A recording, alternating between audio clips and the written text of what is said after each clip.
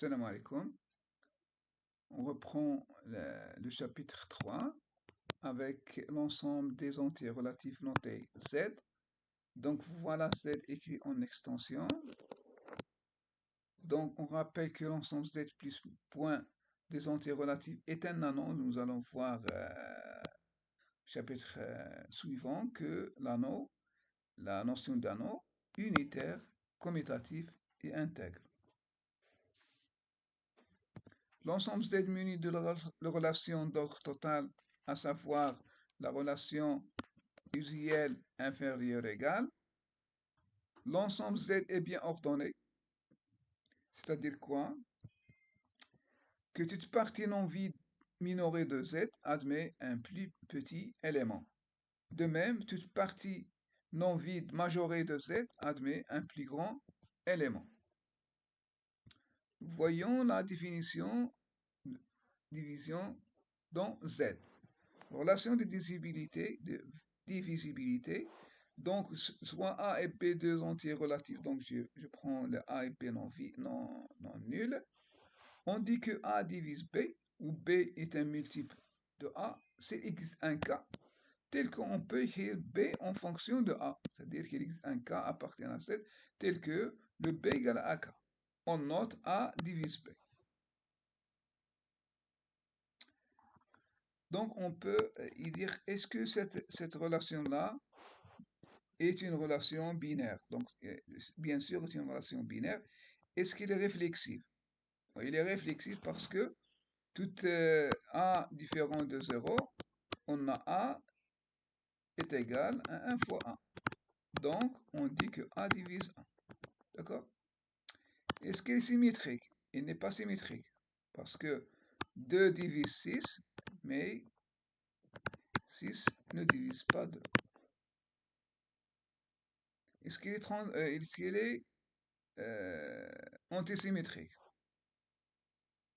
Moins 2 divise 2 et 2 divise moins 2, mais moins 2 est différent de 2. Voilà, donc c'est une remarque à faire. Soit soit n appartient à Z, l'ensemble des multiples de n est noté nz. Donc pour avoir tous les multiples de n, il suffit de prendre tous les éléments de Z et en faisant la multiplication par n. Donc c'est nk. Donc le k va parcourir le Z. L'ensemble des diviseurs de n dans Z sera noté d de n. L'ensemble, donc l'intersection de dn avec n, est l'ensemble du diviseur positif de n. Pour tout A, B dans Z, on a l'équivalent suivant. A divise B, c'est-à-dire B appartient à Z, ou bien A appartient à diviseur de D. Donc c'est une définition. Propriété, nous avons les propriétés suivantes. Donc pour tout entier relatif A et B, on a l'équivalence A divise B, c'est-à-dire que BZ est inclus dans AZ, ou bien est équivalent à aussi que l'ensemble des diviseurs de A est inclus dans D de B. On en déduit que AZ égale à BZ si seulement si on a l'équivalence de la valeur absolue de A égale à la valeur absolue de B. Et aussi que l'ensemble diviseur de A égale à l'ensemble diviseur de B. De même, on a l'égalité m moins nz égale à n de z et d de moins n égale à d de n. Donc on se limite souvent pour A à n positif. Donc si A et B sont dans nz, et si on a deux entiers u et v dans z, alors la combinaison de AU plus BV appartient à nz. On va faire quelques démonstrations pour le 1, donc je vais faire cette équivalence. Donc je prends A divise B et je dois montrer que BZ est inclus dans AZ. D'accord? Voilà. Donc soit X appartenant à BZ. On va montrer que cet x-là appartienne à z. Cela implique qu'il existe un k appartenant à z, tel que le x est égal à bk. D'accord? Or, a divise b. Cela implique quoi? Qu'il existe un k' appartenant à z, tel que le b égale à k'. Donc, je vais prendre la valeur de b, c'est a, et je le vais remplacer ici, le b. C'est ici. On obtient que x égale à k'. Cela veut dire quoi? Que x appartenant à z. Réciproquement,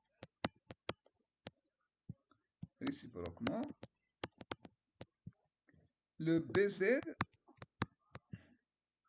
est inclus dans az. Or, b est un multiple de b. Cela veut dire quoi? Que b appartient à z. Donc, b est un multiple de a, implique que b est égal à, il existe un k appartenant à z, tel que le b égale à ak. Ce qui termine la démonstration. Donc, c'est évidente la deuxième propriété. Et nous allons faire la propriété 3. Donc, on a par hypothèse que A appartient à NZ et le B appartient à NC. Implique qu'on peut écrire le A, il existe KK', tel que on a le A égale NK et le B c'est NK'. Je vais multiplier A par U et B par V. On obtient quoi? Le AU égale à NKU et le BV égale à NK'(V). La somme AU plus BV. Je remarque que N en facteur de KU plus K'(V). Cela veut dire que N divise AU plus V, c'est-à-dire que cet élément-là est bien appartient à NZ. D'accord? Et la réciproque est fausse. 2 et 3 sont donc des 3, mais 2 plus 3 n'est pas un diviseur de 6. Donc, de même pour les propriétés 4 et 5 et 6. Voilà.